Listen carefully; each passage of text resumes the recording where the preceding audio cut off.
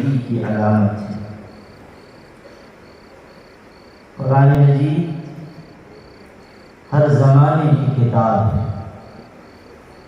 قرآن مجید ہر دور کے حالات، تقاضوں اور چیلنجز کو پورا کرنے کی طاقت رکھنے والی کتاب ہے۔ ہم نے یہ سمجھا کہ اس کتاب کے ذریعے آخرت بنے گی۔ ہم نے یہ سمجھا کہ اس کتاب کے ذریعے جنت ملے گی۔ ہم نے یہ سمجھا کہ موت کے بعد جو دوسرا سفر شروع ہوگا اس میں اس کتاب کی مدد ملے گی، اور کوئی غلط بات نہیں ہم نے سمجھی، لیکن ہم نے ادھوری بات سمجھی۔ آخرت کا توشہ اس کتاب کی تلاوت ضرور ہے، لیکن دنیا میں عروج اور ترقی کی جتنی منزلیں ہو سکتی ہیں ان کو طے کرنے کا بھی ذریعہ اسی کتاب پر عمل ہے۔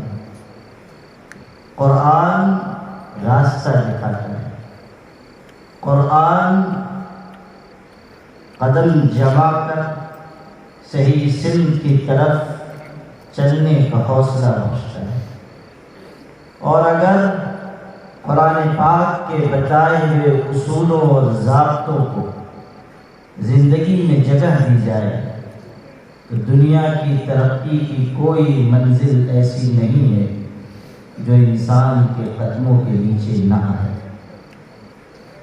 چین میں انقلاب آیا، ایک شخص تھا ماؤ زیڈونگ نام کا، اس نے وہاں جمہوری نظام قائم کیا، جو بادشاہت تھی اس کو ختم کیا۔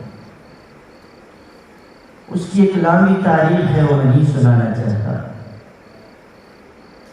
جو حصہ آپ کو سنانا ہے وہ یہ کہ اس شخص نے انقلاب برپا کرنے کے بعد اپنے ملک کو چند سالوں میں بڑی ترقیات سے مالا مال کیا۔ چین کا نقشہ بدل گیا، چین کی تقدیر بدل گئی۔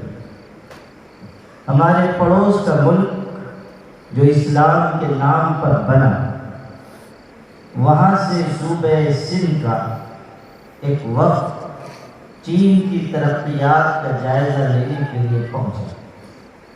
ظاہر ہے کہ سب مسلمان تھے، بڑے بڑے وزراء تھے، صوبہ سندھ کا چیف منسٹر تھا۔ چین کا دورہ کیا گیا، ترقیات کو دیکھا گیا۔ اس کے بعد چین کے چیئرمین ماؤ زیڈونگ سے ملاقات کی۔ مسلمانوں کے اس وقت نے پوچھا کہ آپ نے اپنے ملک کو چند سالوں میں اتنی ترقیات سے کیسے مالا مال کیا؟ اتنی جلد، اتنی تیز رفتار ترقی کیسے ہوئی؟ وہ شخص جس کا اسلام سے کوئی تعلق نہیں، اس نے جو جواب دیا وہ ہمارے اور آپ کے دل میں بٹھانے کے لائق ہوا۔ اس زمانے کے انگریزی اردو اخبارات میں شاہ سرخیوں کے ساتھ اس کا جواب چھپا۔ مسلمان پوچھ رہے ہیں آپ نے چند سالوں میں اپنے ملک کو اتنی ترقی کیسے دی؟ ماؤ زیڈونگ کہہ رہا ہے اگر آپ راز جاننا چاہتے ہیں تو ایک جملے میں سنیے، وہ یہ کہ قرآن آپ پر اترا تھا، عمل ہم نے کر کے دکھایا ہے۔ یہ ہے وہ حقیقت جسے آپ کے ذہن و دل میں آنا چاہیے کہ قرآن پاک صرف آخرت کی بلندی نہیں دلائے گا، قرآن پاک دنیا کی عزت کی ہر وادی آپ کے قدموں کے نیچے لا کر ڈال دے۔ عمل کر کے تو دیکھیے، قرآن مجید کو سینے میں بسا کر دیکھیے، قرآن مجید کے زندہ اصولوں کو برت کر دیکھیے، قرآن مجید کو تعویذ گھنٹوں کی کتاب نہ بنائیے، اسے ملتوں اور قوموں کی تبدیل کرنے والی کتاب سمجھ کر سینے سے لگائیے، اور جو رہنما اصول قرآن مجید بیان کرتا ہے اور ملتوں اور قوموں کی زندگی کے جو ضابطے قرآن بیان کرتا ہے اسے آپ اختیار کیجیے۔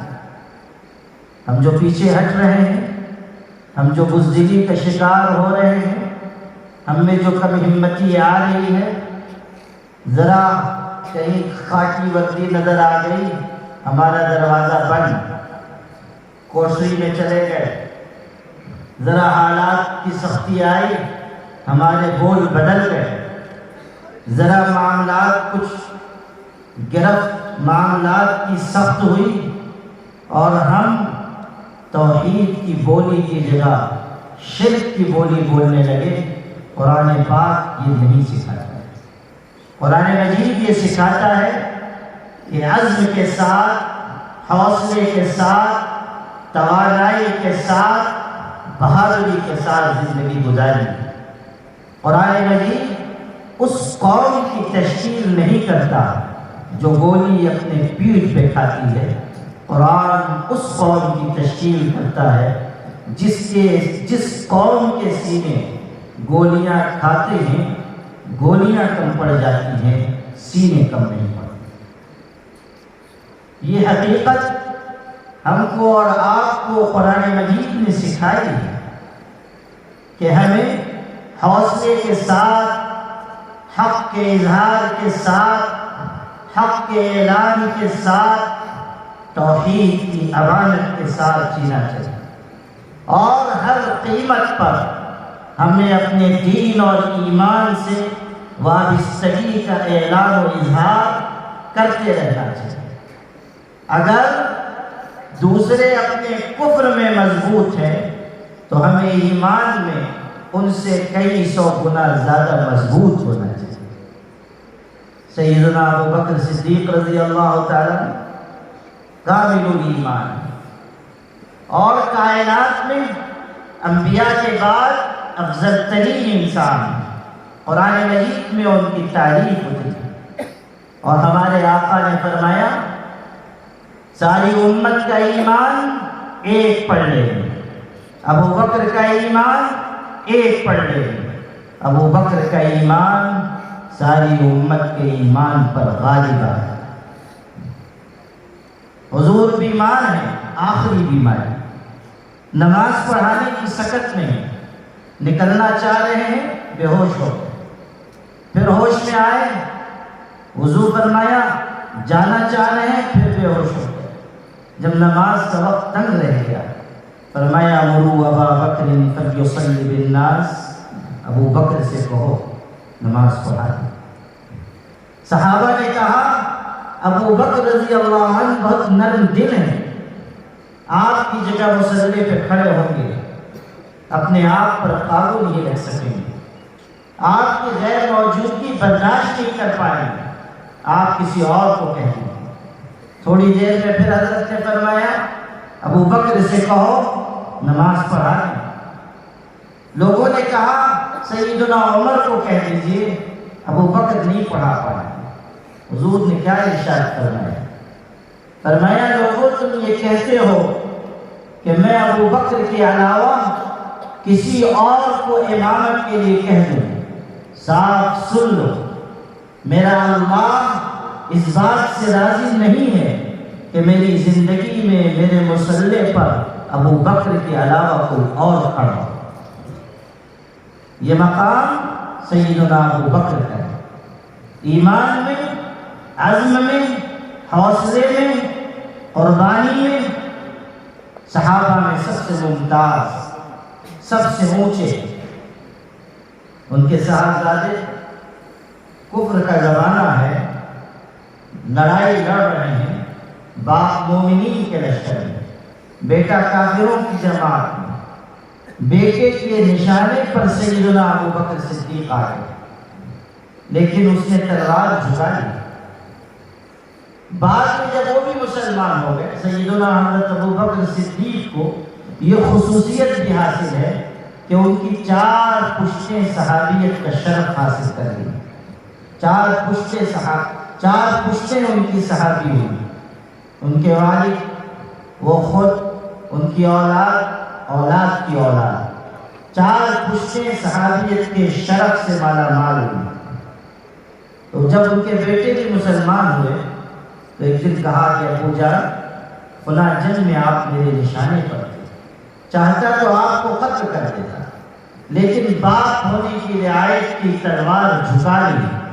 سیدنا ابو بکر نے فرمایا کہ بیٹا یہ تیرا عمل تھا، اگر تو میرے نشانے پر آ جاتا میں تجھ کو قتل کر دیتا، اس لیے کہ تو اپنے کفر میں کچا تھا، میں اپنے ایمان میں پختہ ہوں. میں اپنے ایمان میں پختہ ہوں. یہ چیز ہمارے آپ کے ذہن میں ہونی چاہیے کہ چند جماعتوں سے، تھوڑے سے اقتدار رکھنے والوں سے خوف کھا کر ایمان کی روش کو تبدیل نہ کیجیے. اپنے اندر وہ ایمانی جوہر رکھیے جو مشکل حالات میں بھی جینے کا حوصلہ رکھتا ہے. اور یاد رکھیے کہ سب سے بڑی طاقت اللہ کی طاقت ہے. قرآن مجید یقین پیدا کرتا ہے. قرآن مجید مشکلات سے پنجہ آزمائی کا ہنر دیتا ہے. اور قرآن مجید بتاتا ہے وَمَا لَنَا أَلَّا نَتَوَكَّلَ عَلَى اللَّهِ وَقَدْ هَدَانَا سُبُلَنَا وَلَنَصْبِرَنَّ عَلَى مَا آذَيْتُمُونَا وَعَلَى اللَّهِ فَلْيَتَوَكَّلِ الْمُتَوَكِّلُونَ. ارشاد ہوا، پیغمبروں کی زبان سے کہلوایا گیا کہ ہمیں کیا ہو گیا کہ ہم اللہ پر بھروسہ نہ کریں، خدا پر اعتماد نہ کریں، جبکہ اللہ ہی راستہ دکھانے والا ہے، طاقت و قوت والا اللہ، غلبہ و اقتدار والا اللہ، تمام تر نظام کو چلانے والا اللہ، تمام انسانوں پر اپنی حاکمیت رکھنے والا اللہ، سارے اختیار و اقتدار کا مالک جب پروردگار ہے تو ہم اس پر اعتماد اور بھروسہ کریں گے. اور اس پر جب ہمارا توکل ہوگا، اعتماد اللہ کی دولت ہمیں حاصل ہوگی، تو پھر ہم جماعتوں سے، مختلف گروہوں سے خوفزدہ نہیں ہوں. ہماری نگاہ میں دنیا کی طاقتوں کی حیثیت مچھر کے پر کے برابر بھی نہیں ہوگی. ہم یہ سمجھیں گے کہ اصل طاقت اللہ کی، عزت اللہ کے لیے، غلبہ اللہ کے لیے. وَلِلَّهِ الْعِزَّةُ وَلِرَسُولِهِ وَلِلْمُؤْمِنِينَ وَلَكِنَّ الْمُنَافِقِينَ لَا يَعْلَمُونَ. عزت اللہ کی، اس کے پیغمبر، ایمان والوں، منافقوں کو اس بات کی خبر نہیں. عزت اللہ کے لیے، اقتدار اللہ کے لیے. تبارک الذی بیدہ الملک وهو علی کل شیء قدیر. بابرکت ہے وہ اللہ جس کے قبضے قدرت میں بادشاہ ہے اور وہ سب کچھ کرنے کی طاقت رکھتا ہے. قرآن پاک مختلف مرحلوں میں انسانوں کو بتاتا ہے کہ غالب اللہ ہے، حکم اللہ کا ہے. ان الحکم الا للہ، حکم اللہ. الا له الخلق والامر، مخلوق اللہ، فیصلے اللہ، نظام اللہ. ومن يبتغ غير الاسلام دينا فلن يقبل منه وهو في الاخره من الخاسرين. ارشاد ہوا کہ اللہ نے جو نظام دیا ہے اس نظام کو چھوڑ کر کسی دوسرے نظام کو اختیار کرو گے، خدا کی بتائی شاہراہ کو چھوڑ کر پگڈنڈیوں پر جاؤ گے، بھٹک جاؤ گے، گمراہ ہو، نقصان اٹھاؤ گے، خسارے میں پڑو گے. اللہ کے بتائے ہوئے راستے پر چلو. وَأَنَّ هَذَا صِرَاطِي مُسْتَقِيمًا فَاتَّبِعُوهُ وَلَا تَتَّبِعُوا السُّبُلَ فَتَفَرَّقَ بِكُمْ عَنْ سَبِيلِهِ. ارشاد ہوا کہ یہ میرا سیدھا راستہ ہے، اسی راستے پر چلو. توحید کا راستہ، ایمان کا راستہ، یقین کا راستہ، توکل اور عنابت کا راستہ، خشیت اور اعتماد علی اللہ کا راستہ. زہد اور قناعت کا راستہ، ایثار اور قربانی کا راستہ، اللہ کے بندوں کی خدمت کا راستہ، خدا کی بندگی کا راستہ، پیغمبر کی اطاعت کا راستہ، قرآن پاک سے والہانہ تعلق اور اس پر عمل کا راستہ۔ وَأَنَّ هَذَا صِرَاطِي مُسْتَقِيمًا فَاتَّبِعُوهُ وَلَا تَتَّبِعُوا السُّبُلَ فَتَفَرَّقَ بِكُمْ عَنْ سَبِيلِهِ، اور اس راستے کو چھوڑ کر دنیا کے دوسرے راستوں پر نہ جاؤ، پگڈنڈیوں کو اختیار نہ کرو، خواہشات نفس کی اتباع نہ کرو، لذتوں اور چاہتوں میں، آسائشوں میں نہ پڑو، دنیا کے مال اور اسباب کی محبت میں دیوانے نہ بنو۔ ارائیت من اتخذ الہہ ہوا واضلہ اللہ علی علم، کیا اس شخص کو تم نے نہیں دیکھا جس نے اپنے نفس کی چاہتوں کو اپنا معبود بنا لیا، نتیجہ یہ ہوا کہ خدا نے علم کے باوجود اس کو گمراہ کیا۔ یہ قرآن مجید کا انداز بیان ہے۔ ہمارے آقا فرما رہے ہیں ما تحت ظل السماء الہ یعبد اعظم من هوى متبع، آسمان کے نیچے نفسانی خواہشات سے بڑا کوئی جھوٹا خدا نہیں ہے جس کی پرستش کی جائے۔ سب سے بڑا جھوٹا خدا، سب سے بڑا بت جس کی پوجا ہو رہی ہے وہ نفس کی چاہتیں، وہ خواہشات۔ مسلمانوں کو بھی دیکھیے، مال کے پیچھے دیوانے، اسباب کے پیچھے دیوانے، لذتوں کے پیچھے دیوانے، فضول خرچی میں لگے ہوئے۔ ملت پریشان ہے، ملت غربت کا شکار ہے۔ ہماری بچیاں ان کے چہروں سے حجاب نوچ کر پھینکے جا رہے ہیں، کالجوں اور اسکولوں کے دروازوں پر ان کو بے آبرو کیا جا رہا ہے، امتحان سے روکا جا رہا ہے۔ لیکن ہم نے ایک زندہ ملت کی حیثیت سے اپنے پیسوں کو تعلیم گاہوں پر نہیں لگایا۔ اگر اس ملت نے اپنے ادارے بنائے ہوتے، اپنے خود کفیل اصلی تعلیمی دانشگاہیں انہوں نے قائم کی ہوتی، آج یہ وقت اس ملت کو نہ دیکھنا پڑتا۔ ہم آج بے بسی اور بے کسی کے ساحل پر نہ کھڑے ہوئے ہوتے۔ کروڑوں روپے شادی میں خرچ ہو رہے ہیں، لاکھوں روپے منڈپ پہ خرچ ہو رہے ہیں، ڈیکوریشن پہ خرچ ہو رہے ہیں، تعلیم پر نہیں خرچ ہو رہے۔ ہماری ترجیحات کیا ہیں؟ اس ملت کی ترجیحات کیا ہیں؟ ہمارے خرچ کرنے کا معیار، انداز کیا ہے؟ ہم سب اپنے گریبان میں جھانک کر دیکھیں۔ اور افسوس کہ جب مصیبت آ جاتی ہے، کوئی معاملہ آ جاتا ہے، تو ہمارے جوشیلے جوان مولویوں کو بدنام کرنے نکل جاتے ہیں۔ ہمارے پاس جوشیلی تنظیموں کے ارکان طرح طرح کی باتیں کرتے ہیں، طرح طرح کی تقریریں کرتے ہیں، اعتراضات کرتے ہیں، قائدین کو ناکارہ قرار دیتے ہیں۔ ارے بھائی ذرا یہ تو بتاؤ، قائدین اگر ناکارہ تھے تو آپ کیا کر رہے تھے؟ آپ نے کون سا مقدمہ لایا؟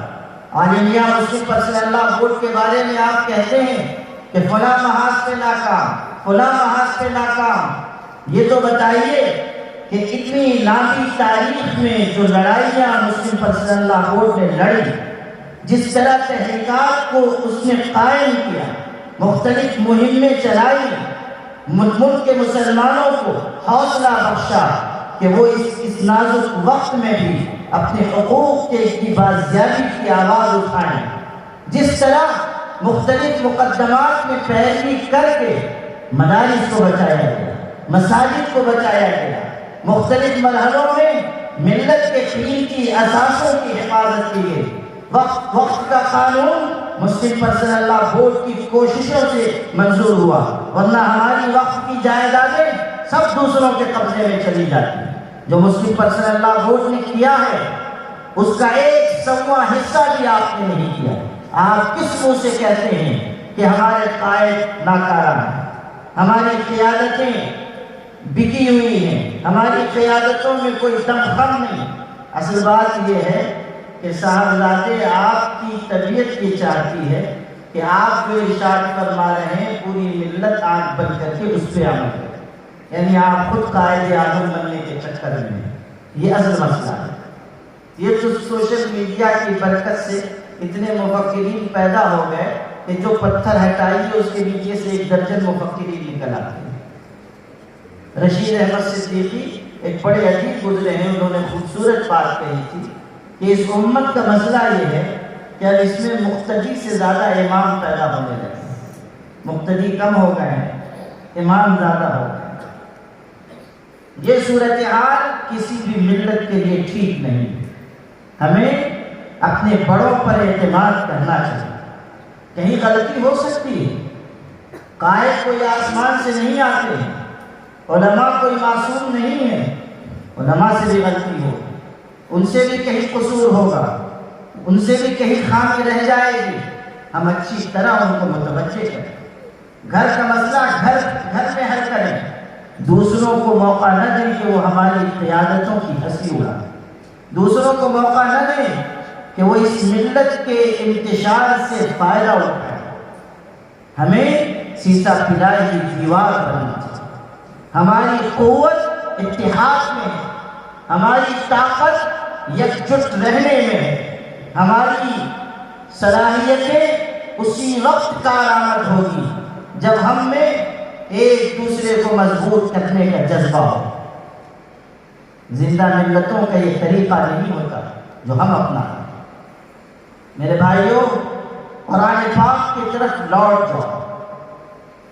زیادہ ضرورت ہے اس وقت کے مشکل حالات میں کہ ہم اللہ کی کتاب کی طرف لوٹ جائیں، رجوع کریں اللہ کی طرف، اللہ کے رسول کی طرف، سینے سے لگائیں قرآن پاک کو۔ حضرت اورنگزیب عالمگیر رحمۃ اللہ علیہ، یہاں سے بھی ان کا گزر ہوا، یہاں ایک مندر میں ان کا دیا ہوا قرآن مجید آج تک محفوظ ہے، لوگ اس کی زیارت کرتے ہیں، ہندو حضرات بھی، ہمارے ہندو بھائی بھی زیارت کرتے ہیں۔ تحفہ ہے حضرت اورنگزیب کا، اور علامت ہے اس بات کی کہ اس زمانے میں ہمارے بادشاہوں نے دوسروں کے مذہب کا، ان کے عقیدے کا کتنا احترام کیا۔ آج جس اورنگزیب کو بدنام کرنے میں کوئی کسر نہیں چھوڑی جاتی، یہ ان کا عمل ہے کہ انہوں نے دوسرے مذہب کے لوگوں کا بھی پورا احترام محفوظ رکھا، ان کو تحفے پیش کیے، ان کی عقیدتوں سے چھیڑ چھاڑ نہیں کی۔ ہماری حکومت کو بھی سبق لینا چاہیے کہ اگر آج آپ اقتدار کے منصب پر ہیں تو آپ کو بھی سارے ملک کے لوگوں کو ساتھ لے کر چلنا چاہیے۔ یہ طریقہ مناسب نہیں ہے کہ اس ملک میں دوہرا پیمانہ بنایا جائے، دوسروں کے ساتھ کچھ اور، مسلمانوں کے ساتھ کچھ اور۔ جو آپ کو سنانا تھا وہ یہ، حضرت اورنگزیب بڑی عمر پائی ہوئی، جا رہے تھے دشمنوں سے مقابلے کے لیے، عمر اچھی خاصی 70 سال سے اوپر ہو چکی تھی، تشریف لائے، ایک چھلانگ لگا کر گھوڑے کی پیٹھ پر بیٹھ گئے، تو ان کی اولاد اور اولاد کی اولاد نے حیرت ظاہر کہ اس عمر میں بھی آپ میں اتنی توانائی ہے، ایسی چستی اور پھرتی ہے، کیا راز ہے؟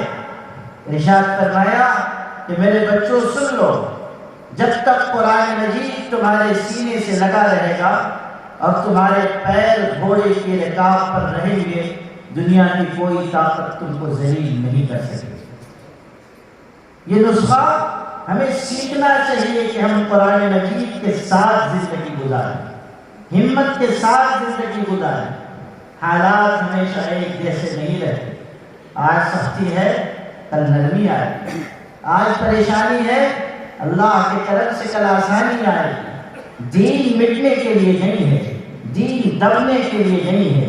یہ ملت اللہ نے اس ملک میں اپنے فیصلے کے ذریعے بھیجی ہے، اسلام اس ملک میں اللہ کے فیصلے کے مطابق آیا ہے، رہنے کے لیے آیا ہے، جانے کے لیے آیا ہے۔ اس ملک میں اسلام اپنی توانائیوں اور اپنی نعمتوں کے ساتھ زندہ رہے گا، ہم رہیں یا نہ رہیں، اللہ کا دین رہے گا۔ سلطان عبدالحمید جو ترکی کے آخری بادشاہ گزرے، جب ان کے خلاف سازشیں ہوئی اور وہ چاروں طرف سے سازشوں میں گھر گئے، تو دشمنوں کے نمائندے نے ان سے یہ کہا تھا کہ سلطان آپ ضد چھوڑ دیجیے، اس لیے کہ آپ ہار چکے، آپ کی سلطنت خطرے میں، آپ بھی خطرے میں، اور آپ کی حالت وہی ہے جو 32 دانتوں میں گری ہوئی زبان کی ہوتی ہے، یعنی چاروں طرف سے آپ گر چکے۔ تو سلطان عبدالحمید نے کتنا خوبصورت جواب دیا، فرمایا یہ سچ ہے کہ میں اور میری سلطنت خطرے میں ہے، اور ہماری حالت وہی ہے جو 32 دانتوں میں گری ہوئی زبان کی ہوتی ہے، مگر یاد رکھو قانون فطرت یہ ہے کہ 32 کے 32 دانت گر جاتے ہیں، زبان سلامت رہتی ہے، دانت گر جائیں گے، زبان سلامت رہے، دین اپنے تب و تاب کے ساتھ باقی رہے گا، اس لیے کہ یہ اللہ کا فیصلہ ہے۔ یریدون لیطفئوا نور اللہ بافواہہم واللہ متم نورہ ولو کرہ الکافرون۔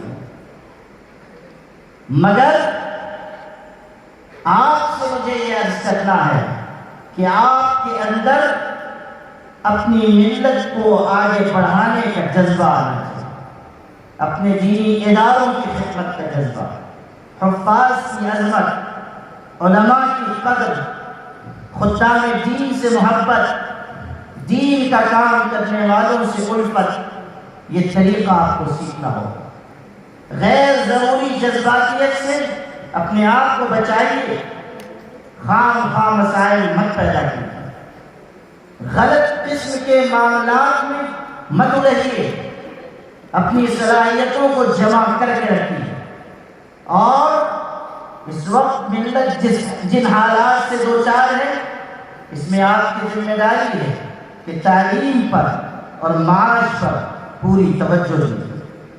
مسلمانوں کو یہ پیغام دیجیے کہ وہ تجارت کریں، تجارت میں آگے بڑھیں، محنت سے کمائیں، خود بھی کھائیں اور دوسروں کو بھی کھلائیں۔ ہمیں وہ بازو پیدا کرنا چاہیے جو دوسروں کے لیے مددگار ثابت ہو۔ ہم دوسرے بھائیوں کو اپنی مدد کے ذریعے، اپنے سہارے کے ذریعے کھڑا کریں۔ ایک شخص سے روزگار سے پریشان ہو گئے، انہوں نے سوچا بستی چھوڑ دیتا ہوں، دوسری آبادی لے جاتا ہوں، چل پڑے۔ جنگل سے گزر رہے تھے، دیکھا کہ ایک درخت ہے، درخت کے اوپر ایک اندھا سانپ ہے، آنکھ نہیں ہے۔ خیال آیا یہ کیسے کھاتا ہوگا، کیسے زندہ ہے؟ تھوڑی دیر میں دیکھا کہ ایک پرندہ ہے، اور اس نے کوئی چیز لا کر اس سانپ کے منہ میں ڈالی، جس کو اس نے کھا لیا۔ حیران ہوئے کہ اللہ کس طرح روزی پہنچا رہا ہے۔ دل میں یہ خیال آیا کہ جو اللہ اندھے سانپ کو کھلا رہا ہے مجھے بھی کھلائے گا، واپس لوٹ جاؤں۔ چنانچہ اپنی بستی میں واپس آ گئے۔ ایک بزرگ نے ان کو دیکھا، پوچھا تم تو کہیں کمانے کے لیے گئے تھے، واپس کیوں آ گئے؟ اس نے پورا قصہ سنایا اور کہا کہ میرے دل میں یہ خیال آیا کہ جو اللہ اندھے سانپ کو کھلا رہا ہے مجھے بھی کھلائے گا۔ ان بزرگ نے کتنی خوبصورت بات کہی، فرمایا اللہ کے بندے، تو نے اندھا سانپ بننا پسند کیا، وہ پرندہ بننا پسند نہیں کیا جو خود بھی روزی کماتا ہے اور دوسرے کو بھی کھلاتا ہے، دوسرے کی روزی کا بھی ذریعہ بنتا ہے۔ مسلمانوں کو اپنے اندر یہ مزاج پیدا کرنا چاہیے کہ تعلیم میں اور معاش میں وہ آگے بڑھیں، اپنے دین کی طرف لوٹیں۔ آل انڈیا مسلم پرسنل لا بورڈ نے تحریک چلا رکھی، آسان نکاح مہم، اصلاح معاشرہ کی تحریک۔ آج دن میں اس پر مشورہ ہوا، علماء مختلف علاقوں سے آئے تھے، ایک ترتیب بنائی۔ آپ کی ذمہ داری ہے کہ آپ اس ملت کو برائیوں سے بچانے کے لیے آگے آئیں، محنت کریں۔ یاد رکھیے گا جب تک ہمارے اندر سے خرابیاں نہیں نکلیں گی اللہ کی مدد نہیں آئے گی۔ سیدنا عمر بن عبدالعزیز جن کو 5واں خلیفہ راشد کہا گیا، وہ اپنے گورنروں کو خط لکھتے تھے تو ایک بہت قیمتی جملہ لکھا، سیدنا عمر بن عبدالعزیز مسلمانوں کے خلیفہ ہیں، اور ایسے عادل اور منصف کہ ان کے زمانے میں شیر اور بکری ایک گھاٹ پر پالی ہوئی ہے، ایسے زاہد کہ جس وقت ان کو زہر دیا ہے بستر پر ہیں۔ مسلمہ ابن عبد الملک ان کے برادر نسبتی کے وہ آئے، دیکھا کہ حضرت کا کرتا میلا ہے، اپنی بہن حضرت فاطمہ سے جو ان کی اہلیہ تھی حضرت عمر ابن عبدالعزیز، حضرت فاطمہ سے کہا کہ بہن حضرت کا کرتا بدل دو، کپڑا میلا ہے، لوگ بیمار کرسی کے لیے آ رہے ہیں۔ تو ان کی بہن رو پڑی اور کہا قسم خدا کی حضرت کے پاس اس کرتے کے علاوہ کوئی دوسرا کرتا نہیں، آج سے زائد دنیا کا حکمران ہے، اور زہد کس درجے کا۔ جس دن ان کا انتقال ہوا عیسائی بادشاہ رو پڑا، مسلمانوں نے کہا ہمارے بادشاہ رو گئے، آپ کیوں روتے ہیں؟ اس شخص نے جو جملہ کہا وہ کیسا خوبصورت، کہنے لگا کہ عمر ابن عبدالعزیز بہت بڑے شخص تھے، ہمارا یہ ماننا ہے کہ حضرت عیسیٰ کے بعد اگر کائنات میں کوئی مردوں کو زندہ کر سکتا تھا تو وہ عمر ابن عبدالعزیز۔ ایسا عدل، ایسا انصاف۔ اب سنیے وہ جملہ جو وہ فرماتے تھے، اپنے گورنروں کو لکھ کر بھیجتے تھے، ارشاد فرماتے تھے کہ دیکھو ہمارا غلبہ ہمارے دشمنوں پر فوج کی وجہ سے، اسلحے کی وجہ سے، تعداد کی کثرت کی وجہ سے نہیں ہے، ہمارا غلبہ اللہ کی اطاعت اور عبادت کی وجہ سے۔ جب وہ اور ہم گناہ میں برابر ہو جائیں گے تو اللہ کی مدد ہم سے اٹھ جائے گی اور ہمارے دشمن ہم پر مسلط کر دیے جائیں۔ اس حقیقت کو سمجھ لیجیے کہ ہر وہ دور جو نافرمانی کا ہوگا ذلت کو کھینچ کر لائے، ظالموں کا تسلط قائم ہوگا۔ ہمیں اپنی خرابیاں دور کرنی چاہیے، قرآن پاک کو اپنا رہبر، رہنما اور امام بنانا چاہیے، اور قرآن مجید کی ہدایتوں کے مطابق اپنی زندگی میں تبدیلی لانی چاہیے۔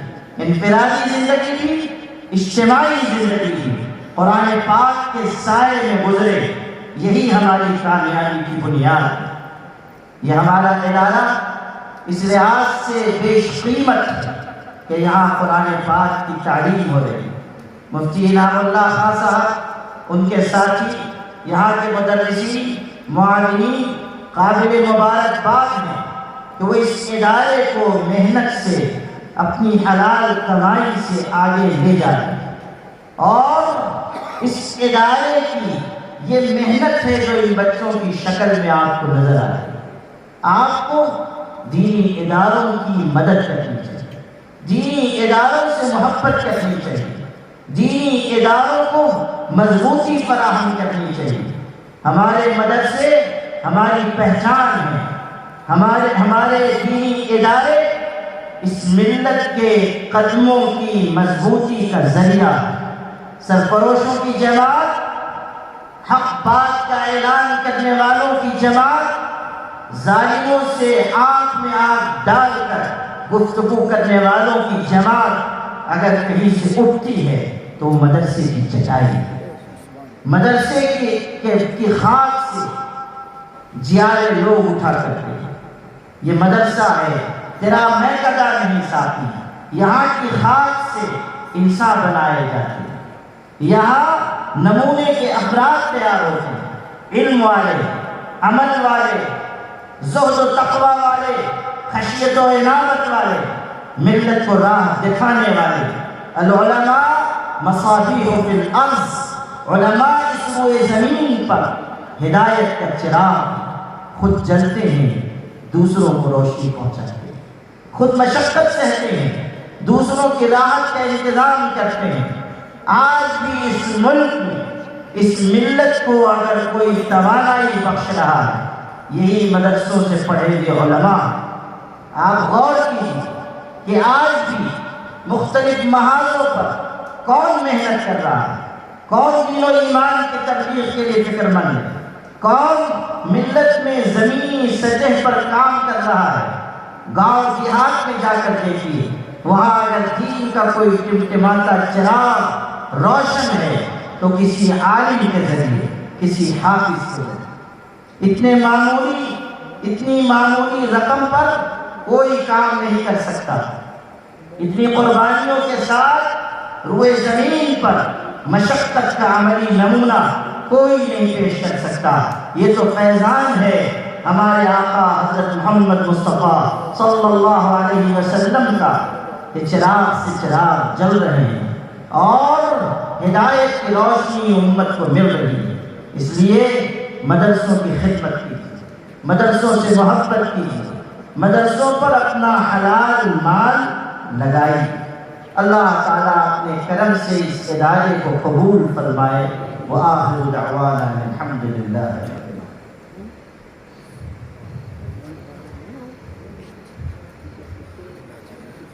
حفظ کی تکمیل کے بعد دعا قبول ہوتی ہے، کوئی جانے کی فضا نہ بنائے، دعا کر جائے۔